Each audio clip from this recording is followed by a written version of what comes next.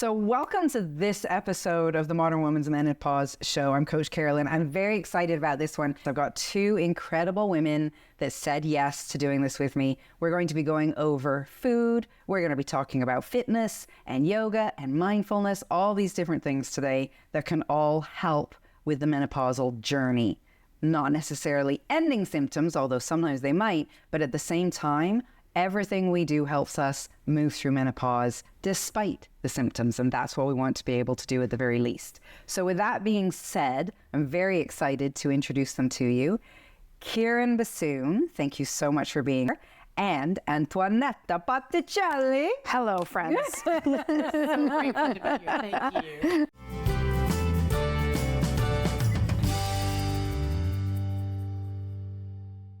Thank you. Thank you. Very, very excited. What I'm going to do is I'm going to ask you both if you can explain who it is that you are, what it is that you do. You've both got quite the stories. I was looking at your websites. And yeah, if you could just do that. Kieran, why don't you start? Sure. Thank you again for having us. Any opportunity that we get to raise awareness for health in general, but especially for women's health, we're in it to win it. So thank you for having us. Lovely. So yes, my name is Carolyn Bassoon. You can just call me Key. I am the owner of Key's Kitchen. I am an anti-inflammatory foods and gut health expert. I am a holistic Ayurvedic nutritionist and chef. That is a mother load of words. But what that really means is that I use food and mindfulness to teach people how to become the best advocate for their health and reverse chronic illness and autoimmune disorders. Wonderful. And I did notice on your site, because I have had health issues where how I have changed my food has definitely combated them. Mm-hmm. And I noticed that you help people with things like multiple sclerosis, diabetes, cancer, and other illnesses, which I thought that was incredible. So I do have a few specialties. So there are 4 major contributors to or causes of chronic illness: cancer, type 2 diabetes, cardiovascular disease, and Alzheimer's. And because I helped my sister-in-law reverse multiple sclerosis, that's also under my umbrella. So those are the forms of chronic illness that I specialize in. Wonderful. And they and gut health, of course. Yeah. And they basically cover the groundwork for any form of chronic illness and autoimmune disorders. So those are my main focuses, and what I teach my. I have a series called Eating to Heal. Okay. They are 23-day master courses, and we just wrapped up Heart and Brain Health 2 days ago. And so they focus on, every time I teach one of these series, it focuses on one of these particular forms of chronic illness. I am so grateful to be here. I'm so excited. It's such a great topic. And Kieran has saved my life and lives of many. So I am blessed to call her my friend. And so thank you so much, Carolyn, for inviting us to this show. But as you mentioned, my name is Antoinetta Botticelli, and I am known as the female version of Richard Simmons. So what that means is I am a group fitness instructor. I am the low impact girl. And so I really promote a you do you environment. I promote, just saying yes to things outside of your comfort zone. I really am a true believer of low impact fitness because through my life experiences, back in 2016, that's how I met. I'll tell you how I met Kieran. Okay. Mind if I tell you? Sure. So in 2016, I was diagnosed with diabetes. I was in the hospital for 3 days. I was really, really, really, really close of dying. So I got a second chance at life. I met Kieran. Typically your sugar level should be between 4 and 7. Anything under 7 is a bonus. But I was sitting at 33. I know, insane. Oh my goodness. I lost my eyesight. My tongue was bleeding. Everything was shutting down. I just barely made it to the hospital. I came across Kieran, never met her before in my life. She spoke about Ayurvedic and how foods to heal. And I'm like, you need to cook for me because I'm a diabetic and it's crazy how my numbers are. So she was able to help me reverse my diabetes. So she taught me how to eat and what I had to do. And at that point, when I met her, I was sitting between 20 and 25. That's my number. I took a reading. And I went down to 14 right away. So she gave me a second chance at life. And with that and watching what I was eating and doing low impact fitness. So you don't have to be an Olympic champion, right? You don't have to. That's right. You don't have to do that. You don't have to work out that way. And so that's why I'm a big promoter of low impact, because it actually saved my life. So my low impact looked like, low impact cardio. I did a lot of walking. I did things that I enjoyed, like dancing, right? So from that, I was able to reverse my diabetes. So I'm no longer diabetic. And I was able to lose 140 pounds. So now I have a second chance of life and I've never turned back. So based on my own personal experiences, I developed a program called A Body. I never realized how it sounded like before, like a body, like B-O-D-Y. That's right. But it's actually based on my name. So it's Antonetta Botticelli. So I know, like, it's so crazy. Because I wanted a unique name that was me. And, I'm a proud Canadian. I just love Canada, but I'm also really proud of my Italian heritage. So that's why I wanted something that incorporated both. Beautiful. So I do that. I do group fitness classes, low impact, and I've evolutionized since the day that I started. But that's basically who I am and what I do. And so now we work together. So we've also started another business. We're doing a weight loss program based on our own stuff, including two of our favorite guys on the world. And so we bring that all together, and this is who we are. And so I just enjoy life. And so the only message that I have for everybody is do things that you love, say yes all the time. You do you is my statement. It truly is. Yep. So I'm really excited to dig into this topic because it's a really important one. A little bit more than half of the world's population goes through it. So yeah, that's how right. can it not be at the forefront of everybody's mind, and it's not something that you can avoid. It is a transition in life. That's right. I do believe that now in this 21st century is the first time where it's really coming to the forefront. Yes. I believe it's our generation that will now make it commonplace and take it out of taboo to speak about women's health and this transition, this actually beautiful transition of life. So I'm hoping that, after people start to see this episode, that they'll start to feel better about women will start to feel better and embrace what the transition brings to them rather than fear it. A couple of things. That's why I created the show, really. I wanted women to finally, let's start the conversation, open it up, but have women feel comfortable about talking about every aspect of our body and how the evolution that happens, this change, and how can we look at it in a celebratory way, which is what the first episode actually of this season was about, celebrating. So lovely. The other thing was what I found very interesting was both of you have experienced certain challenges with health or indirectly have experienced that. And that has been what sounds like a powerful driver to what you do. And I know we were talking about it earlier because same thing, I'm in your world. We do very similar things. A big driver of mine was health challenges over the serious ones that I've had over the years. And it's once you get the answers, it's like, how can we just keep this into myself? We've got to be able to push this. So I'm very grateful that you're both here today. So Kieran, I'm actually going to start with you. I'm going to ask you a question here. For those that are either new to the show, just tuning in, or don't really know much about menopause yet, and a reminder for other people, because of course we know that there's what people call typical symptoms of menopause, but really there's, 500,000, just a joke. But there are many, that's right, many symptoms.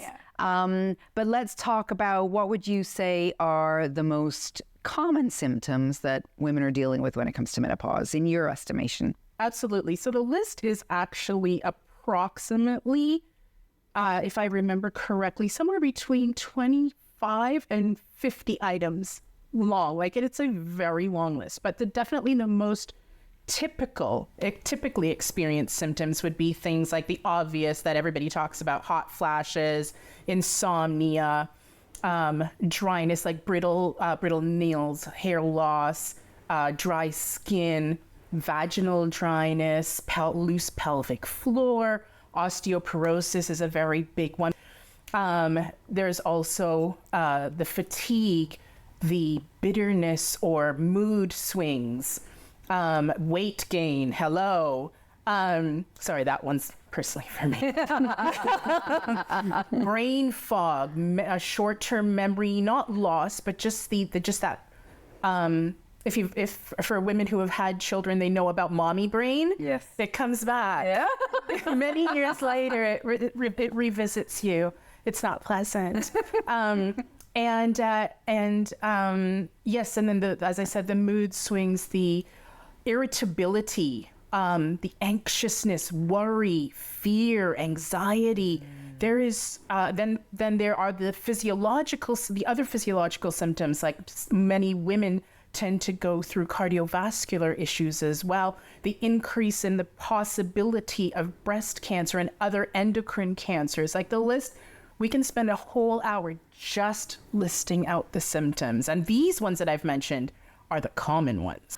I think with women on this journey, it's important that they don't assume everything that they're getting is menopausal, but at the same time, that it's not menopausal. Like, that's where going to the doctor or physio or somebody, pelvic health specialist, and actually determining that that's what it is. Because I think in the past, maybe people have thought, oh, I've gained weight, this is what it's in. This is what it is. I think it's very important women as well start advocating and going to the doctor and going, this is what I'm feeling. Is it menopause? And then going from there. So I forget which country it is. I don't know if it's Japan. I can't remember which country it is. There's one country in particular, and there's many I know that really hold older women to esteem. And in one of them in particular, there is no word for menopause, and they find that women in that country, very few struggle with menopausal symptoms. Would you say, is it safe to say, do women around the world in different countries and cultures do they experience it the same way? Tell me a little bit about that from your experience.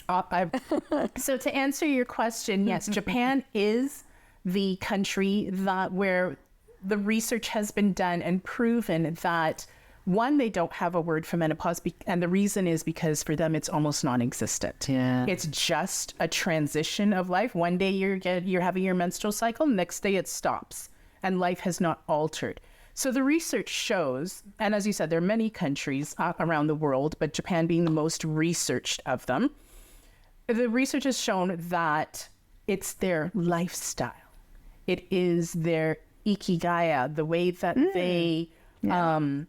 the way they approach life with community, with activity, with family life, with food, spirituality. All of these things put together come together cohesively to make the transition just like breathing, just naturally flow. It's not approached with angst and fear and worry of loss of something, but the way I like to describe it to my students is, we all went through puberty. And none of us fought it. It's not like we woke up one day and said, no, I don't want the boobs. Very true. Good point. I don't want the nice voluptuous hips. No, stop it. I want to play with my dolls. I don't want to look at the boys. Nobody said that. Yeah. We went in through that transition, pleasant or unpleasant as it was. And menopause is just the end of that. Mm-hmm. So why are we fighting it? That's right. When women all over the world are just allowing it to happen and accepting, awesome. No more menstrual cycles. Thank you. I love it. But being able to be free from the trappings of that stage of life. Mm-hmm. And this is what the research also shows, that, for example, the Mayan women in South India, women in Japan, definitely the women in all the blue zone areas, they are elevated and elevated in the community because now they have spent those years creating this beautiful life of and family and community and so on. And they have so much knowledge and wisdom and experience to now share amongst the people. And if we look at it from an Ayurvedic yogic point of view, the menopausal years are the transition of letting go, of gathering, and now sharing what you have collected. Whether it is belongings or education or wisdom, it is the transition into becoming free instead. Beautiful. But what is most interesting about all of this is that it doesn't happen in the West. Because in the West, we worship youth and everything that, and every form of youthful beauty, whatever that may look like when we see it in commercials and in magazines.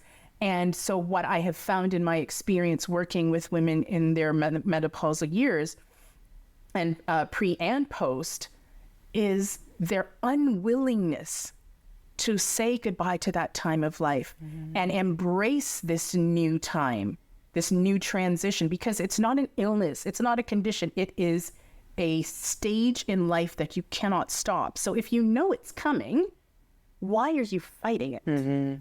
And I've said to my students, some of them, including my sister-in-law, she said, oh, well, I'm preparing for all these symptoms. And I said, well, remember, energy goes where thoughts flow. Exactly. So if you're preparing to experience hot flashes and insomnia and hair loss in the wrong places and hair growth in the wrong places, it's going to happen. Yeah. Because that's where you put your energy. But what the other women in different parts of the world, like Japan, they just move on. Do you understand? Like it's not something to fight because it's something you cannot stop. So why not take the high road and embrace it? Yeah. And welcome it. And say whatever affirmations or do whatever exercise, whatever you have to do to say, I'm ready for this. I look forward to this new stage of life. I love how life flows through me. Why not? You know what? You're speaking my language, my friend. Same. I speak to an awful lot of women who it is a moment of or a time of loss. And somebody explained it the other day that I'm getting the goose something under my neck, and to me it was the gooseneck. Yeah. And I said, well, I have that, but I think it's very much about embracing and how and we'll talk about it later as well with our breath and our mindset and the power that's there.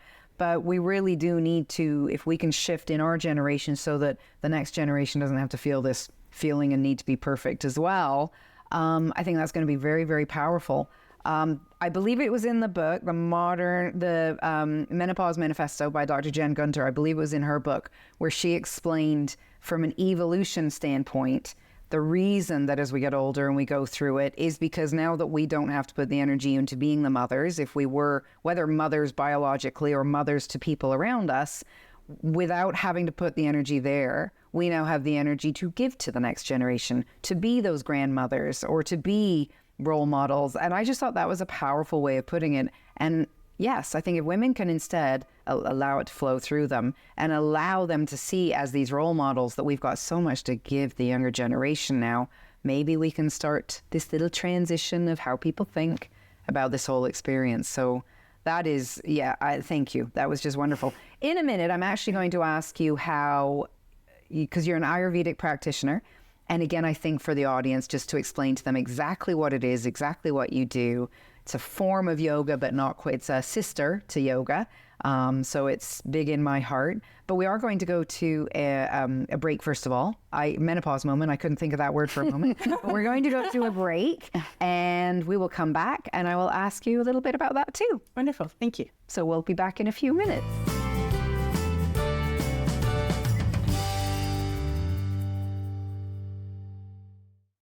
Social media giant Meta is blocking access to news in Canada. Ongoing dispute over the Online News Act. Less news on your social media feeds. For up-to-the-minute information, connect with City News anytime, anywhere at citynews.ca. Questions are being raised. Or by downloading the City News app. Breaking news stories. Stay informed with trusted local, national, and international news that matters to you. City News, everywhere. I belong here. You may think I don't fit in. That I don't look the part. But to me, curling is more than a sport. It's my community. Together, we can sweep away the barriers. Create spaces where we all belong. And experience the joy of curling. I belong here. We belong here. We unite, and united we curl. Monday. Validating Purpose is a new show all about supporting organizations seeking to have social impact in the work that they do. Whether nonprofit, for-profit, or social enterprise, grassroots organization, you'll learn key considerations to starting or growing your social purpose business in a long-term and sustainable way. Pollinating Purpose on Rogers TV.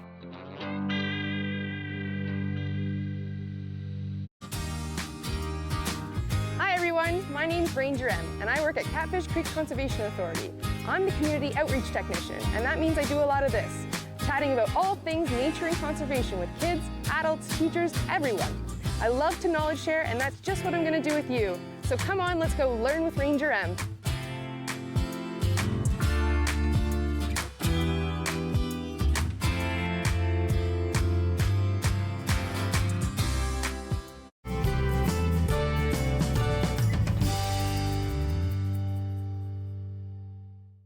So welcome back. We're talking here with Key and Antoinetta. She's going to be so sick of me by the end of this for constantly saying it like that.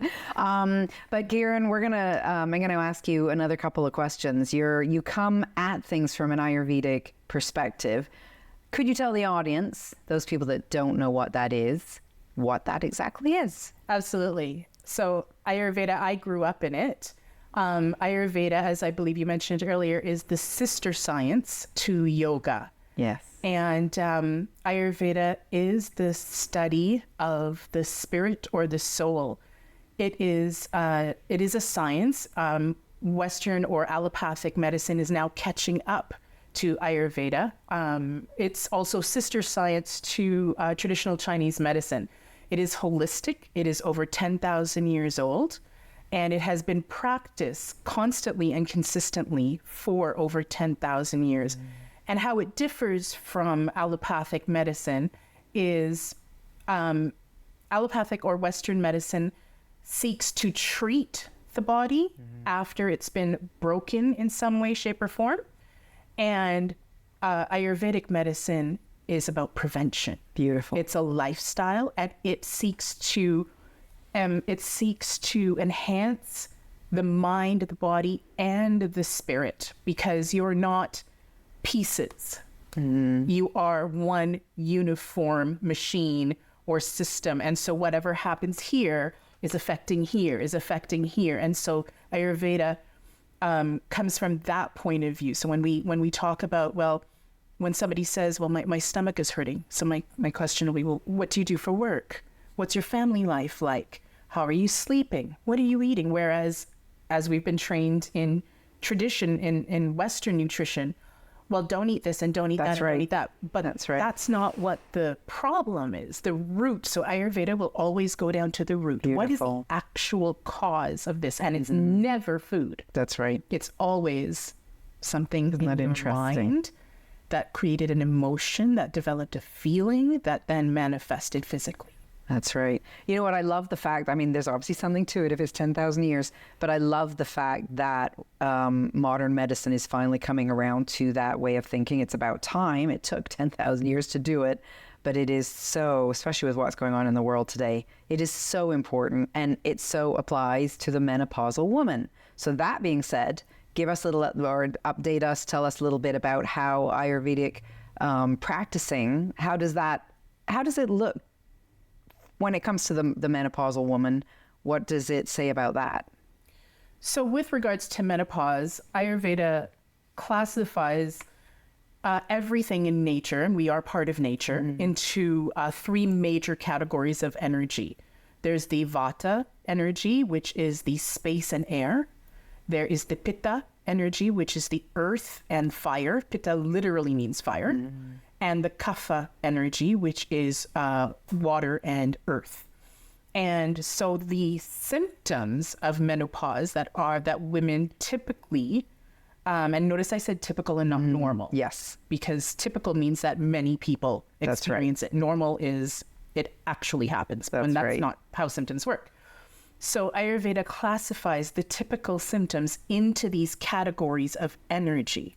So the Vata energy, because it controls everything in nature that has to do with air and space, it is responsible for the dryness effects. So autoimmune disorders, mental health issues, anxieties, insomnia,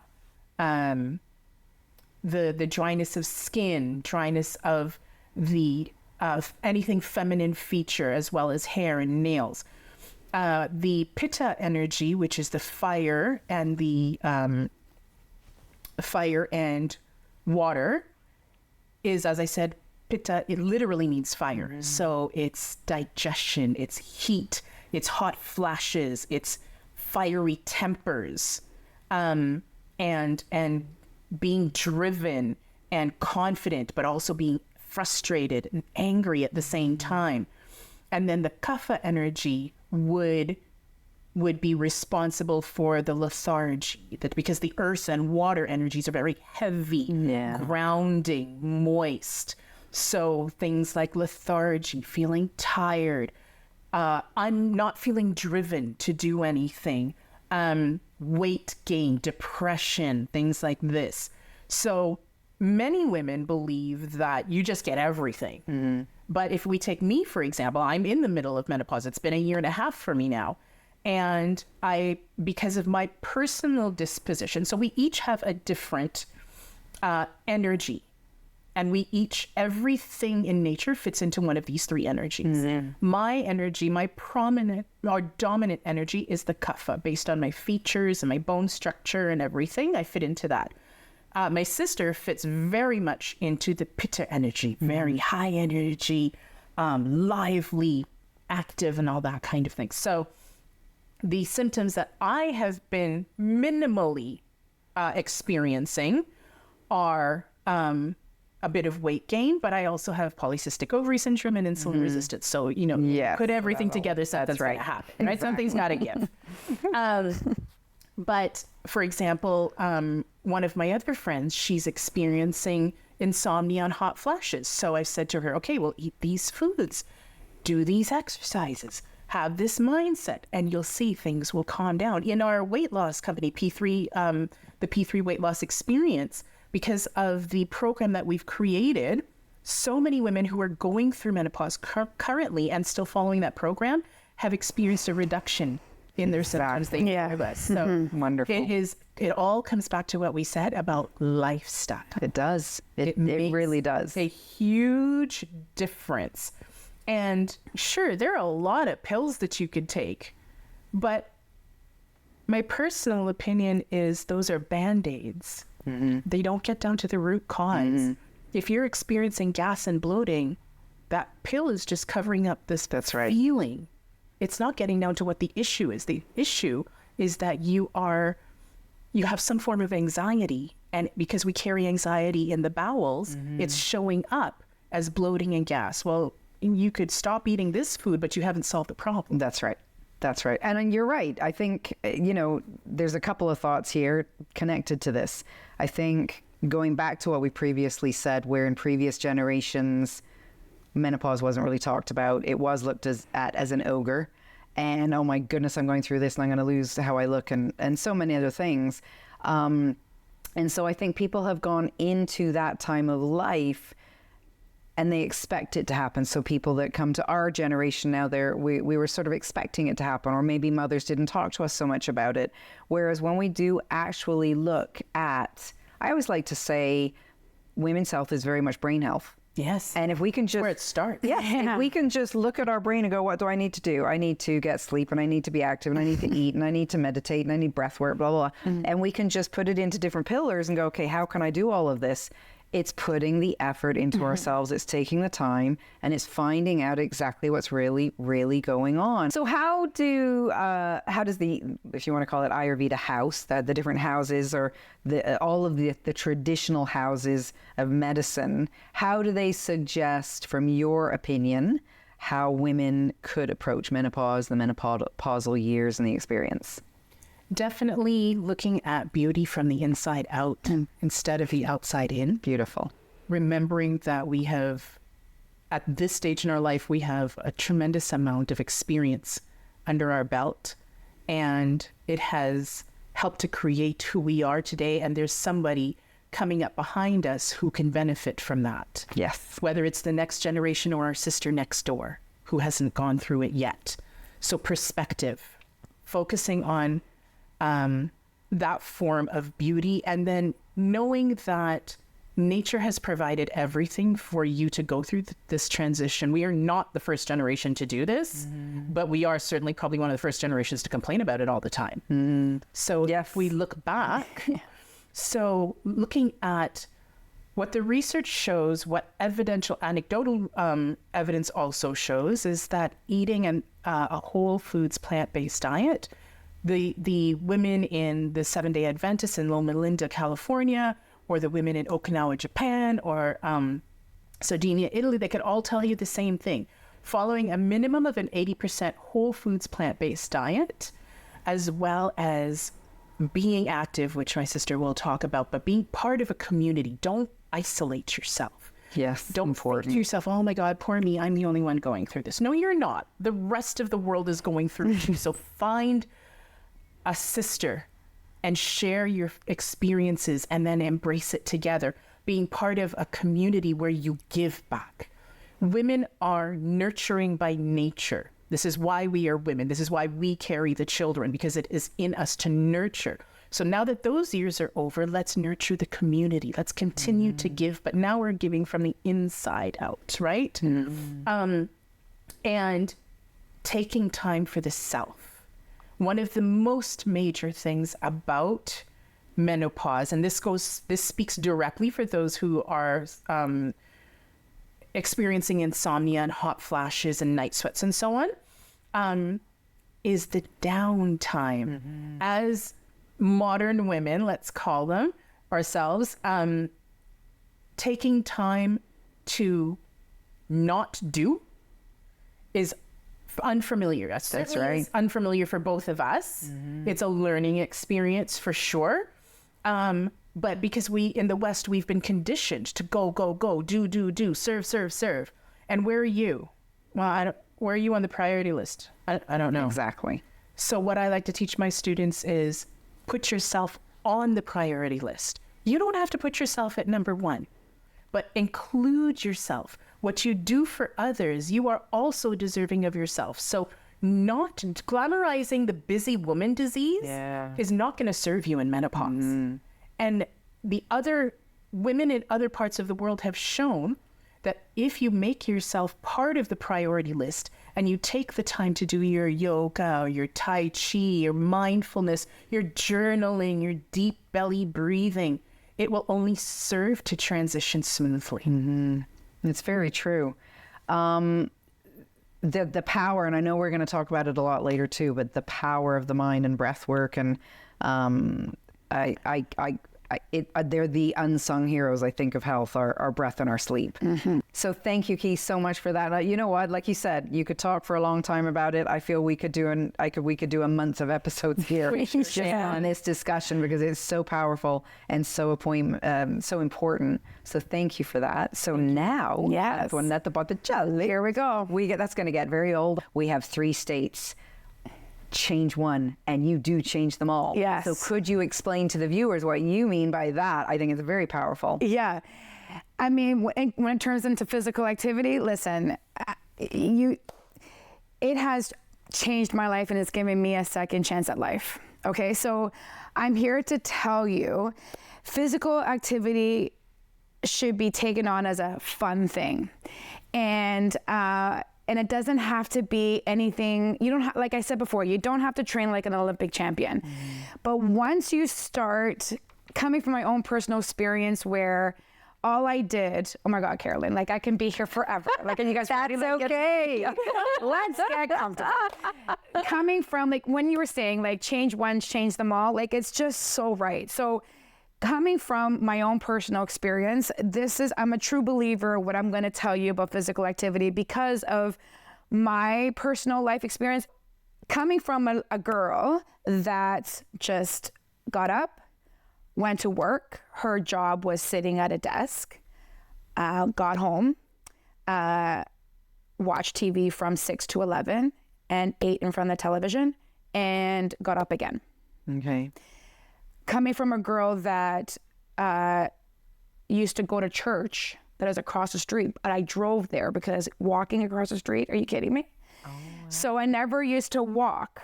I'm like, I would drive, like going to the mailbox. Like, who would walk there? Like, I would just drive there. Mm-hmm. You know, things like that. Like, there's no form of physical activity. Like, I used to hire a cleaning lady because I found it very hard to clean my house. That's a form of physical activity. Tying my shoes was very, very challenging.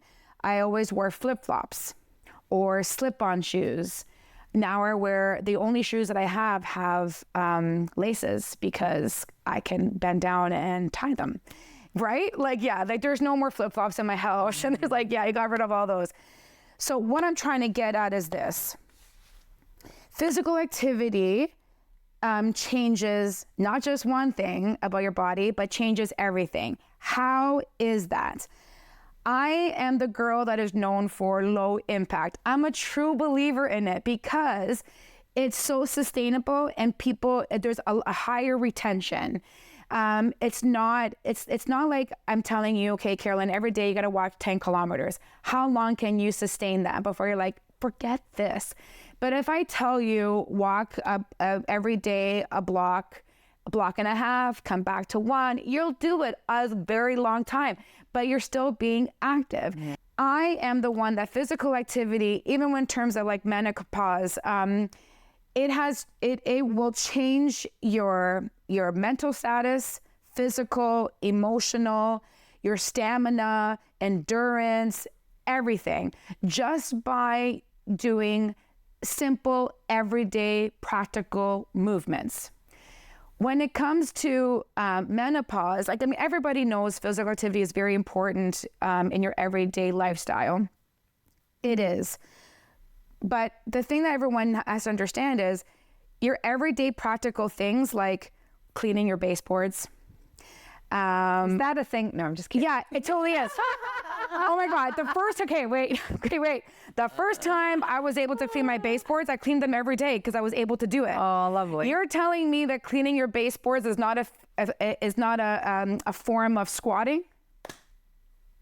I'm giving you permission to see physical activity in a different form, because then you will be physically active every day, and then you'll be happy about it. Now, with that being said, is that once you do that, what happens automatically? You automatically become more, you have more self-esteem, you have more confidence, you'll get more energy, you're more happier, you see things in a different light. Then what happens? Then you evolve into something more challenging, like saying yes to doing a 5K walk or run, or doing a 10K walk, or saying yes to going to a spin class, or saying yes to go climb Mount Kilimanjaro, things like that. I am a big advocate when it comes to that. We know that we have to remember doing the basic physical activity categories like cardio and strength training, yoga, like breathing, stretching, really focus on the pelvic floor exercises as well, and combining them both. I mean, the program that I put together, it's like a party every day. And that's why people show up every day, because it's not like, oh God, we're gonna do this again. Mm-hmm. Like, who wants to bench press all the time? But if you really think about it, carrying dog food. Exactly. Like, think about it, like try to make it as simple as possible. Because I am the walking billboard where walking 20 minutes, I used to walk 20 minutes with a friend of mine, and I would curse her every day, Carolyn. She had every name under the book. I couldn't do it. Like 20 minutes, I put an alarm on my phone. I'm like, thank God it's over. Like, let's just go back home. And that was 20 minutes of walking a day.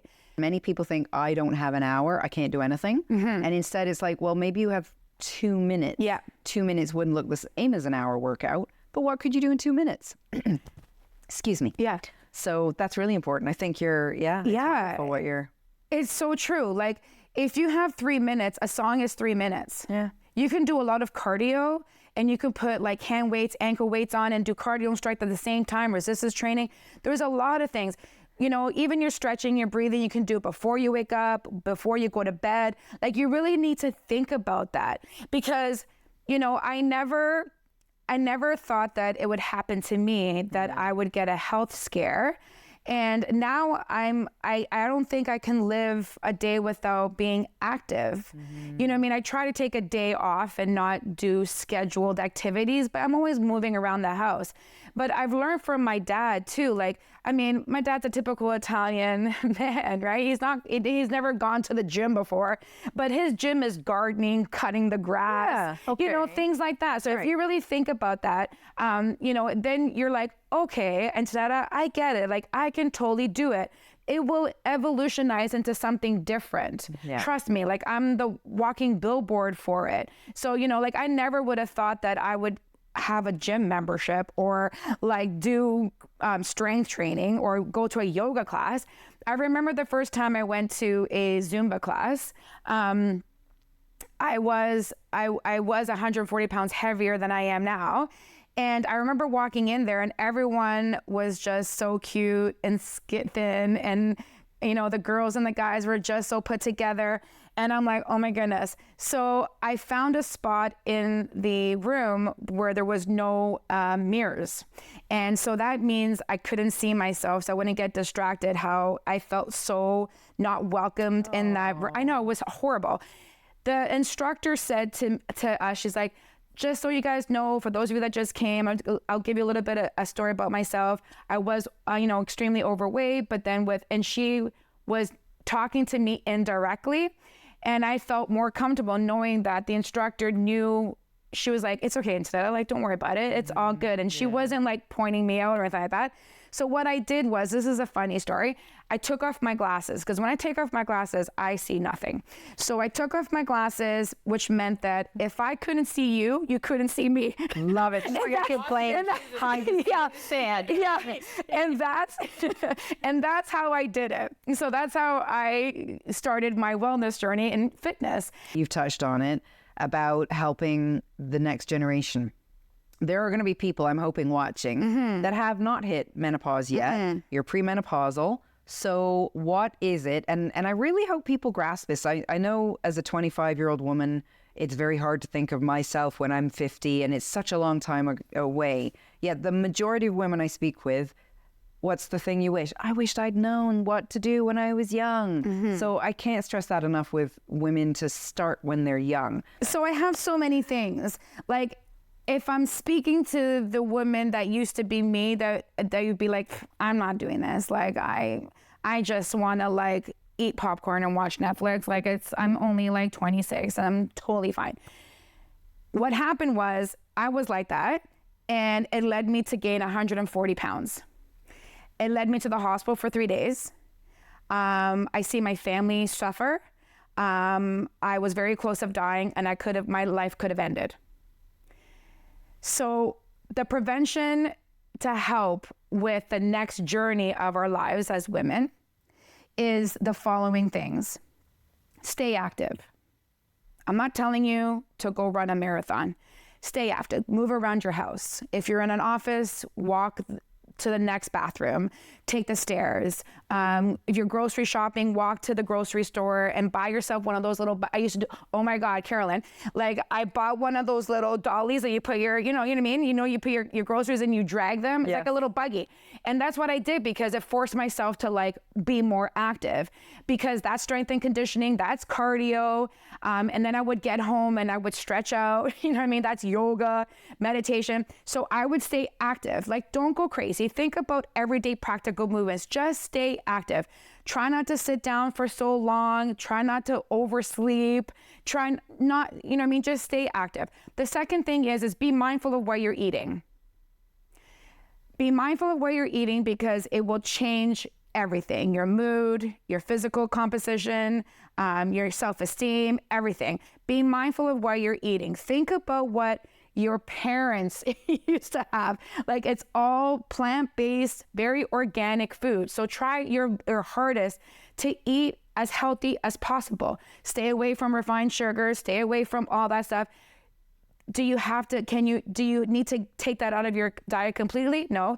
I can't wait to have apple pie for Thanksgiving. You know what I mean? But I have apple pie once a year. Yeah. Do you know what I mean?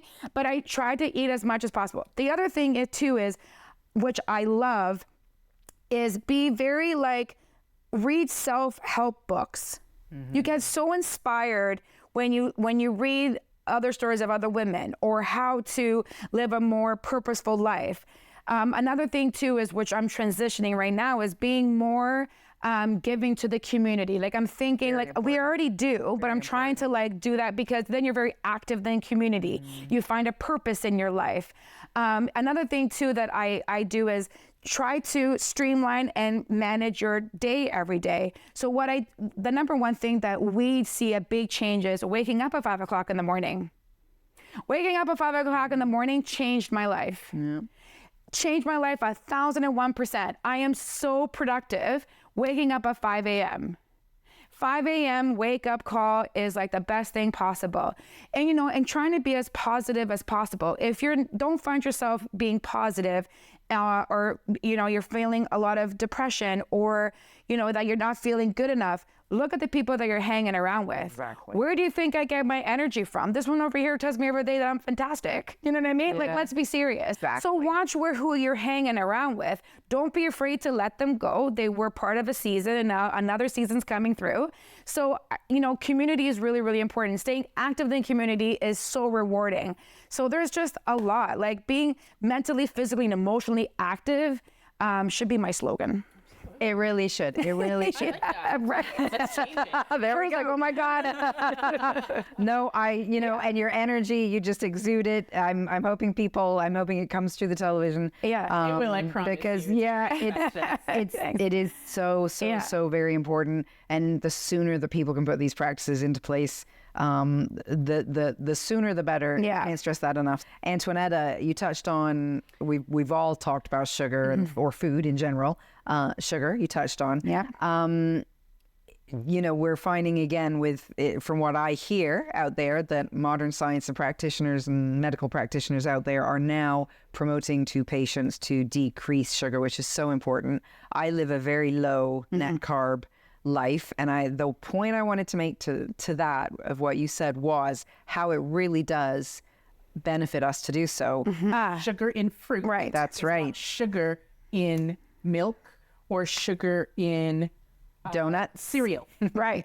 Donuts. Yeah, exactly. So, yeah. When we're that's a very sugar, big point. We are talking about not sugar cane, right? The refined sugar that comes from it. And that's really good that you made that distinction, because there are still people, I don't know if you get them, but a lot of people will still say to me, am I allowed to eat fruit? I'm a nutritionist. It's, I get it every day. Exactly, I'm sure. So people don't really, and a lot of people, and this is no judgment on anyone, I'm noticing out there, many people don't really know, if you say the word carb, what carbs are either. So it's very important to understand there are healthy.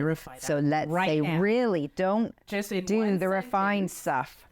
A carbohydrate is anything that grows out of the ground. Exactly. It could be wheatgrass, it could be blueberries, it could be mangoes. Yeah. Everything that grows out of the ground is a carbohydrate. Perfect. When people say carbs, they're talking about refined food. That's right. Which sugar, refined sugar is one of them. So Wonder Bread, a refined food. Sourdough bread?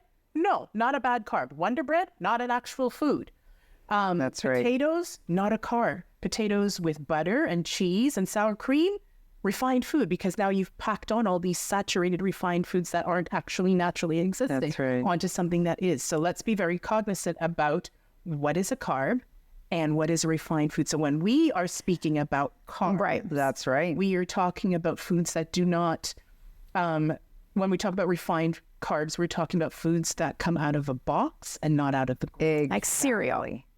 cereal. I used to have cereal for dinner all the time. Fruit Loops is the best cereal known to man. As far as And you know what? And when you say don't get me started on sugar, I think we're all the same with sugar. Right. So yes. So if anyone has any questions about anything to do with that, please reach out, because it's a very important part and can play a big part in our menopausal journey. Yes. We need to really make sure we have a handle on that.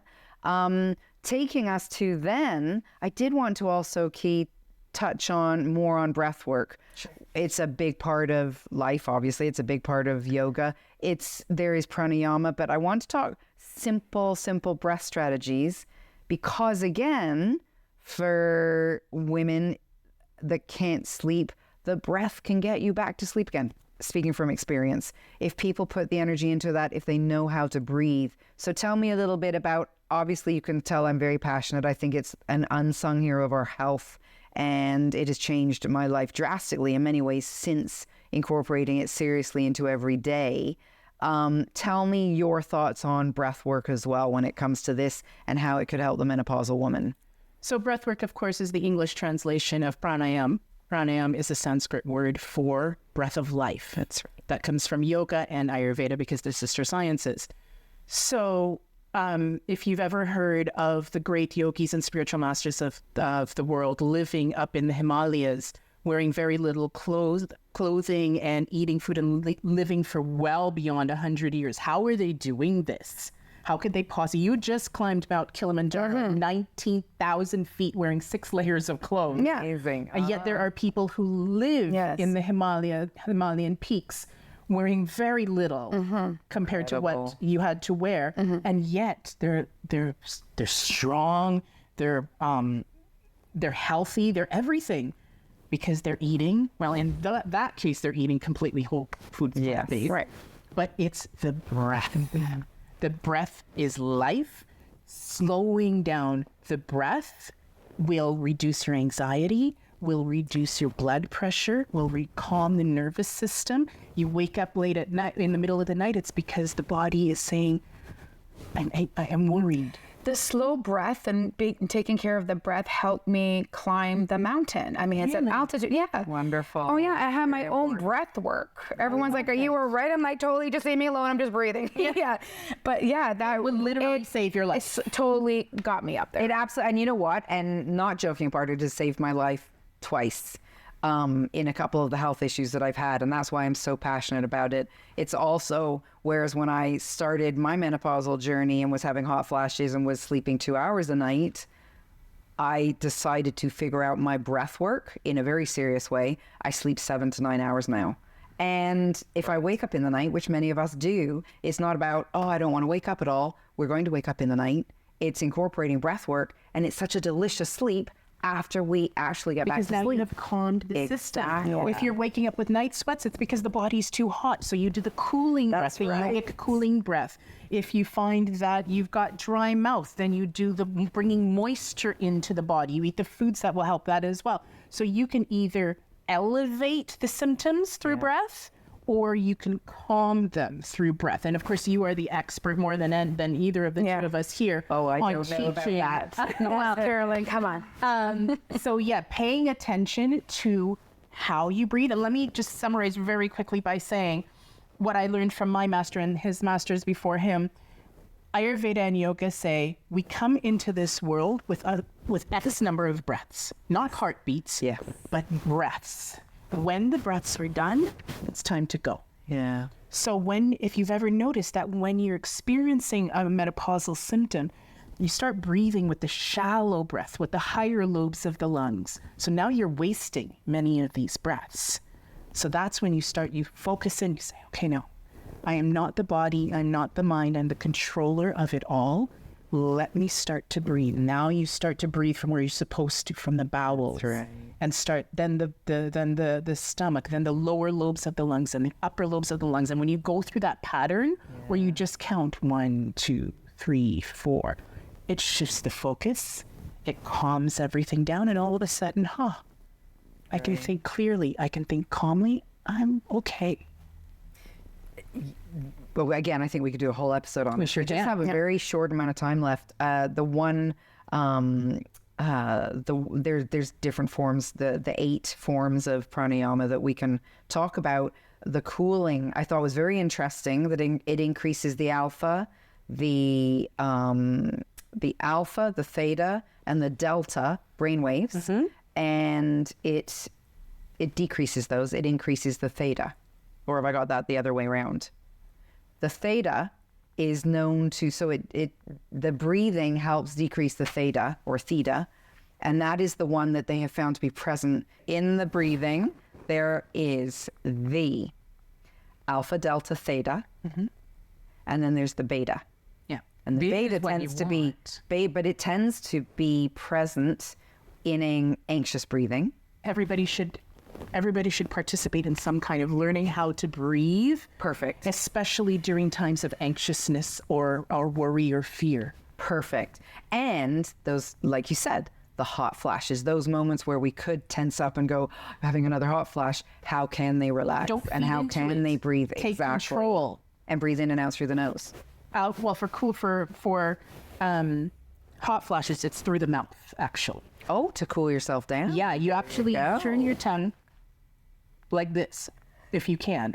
I could turn my tongue like that.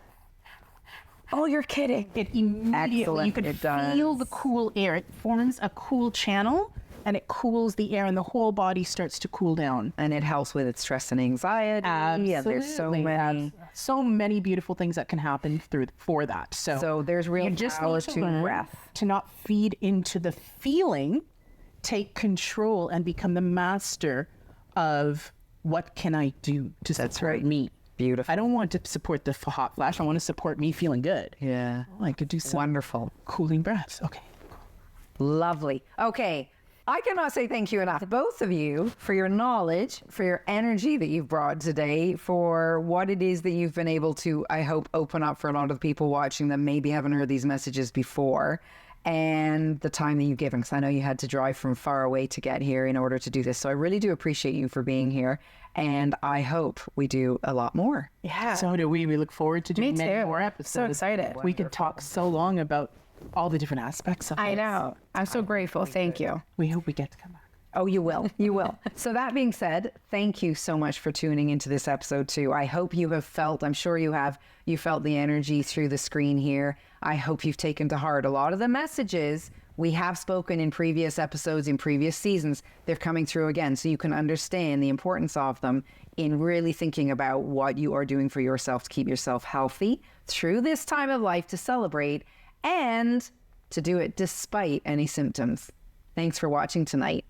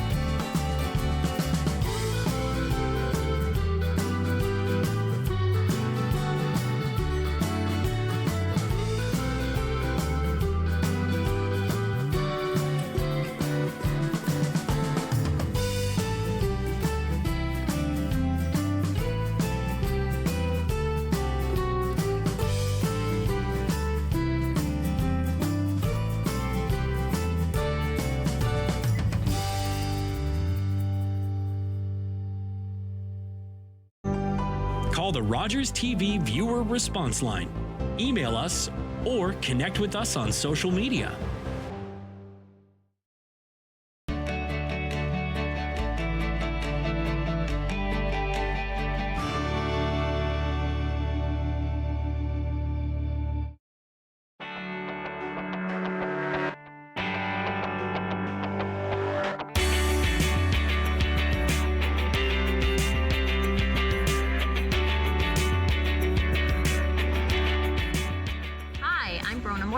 and I'm excited to be the new host of LDN ONT TV.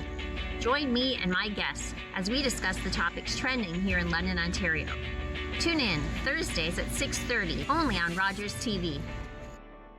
Game TV's Watch and Win contest is back with over $75,000 in cash prizes. Tune in to Jeopardy weeknights at 8:30. Spot the code word, then head over to GameTVcontests.com to enter with a new code word every weeknight. That's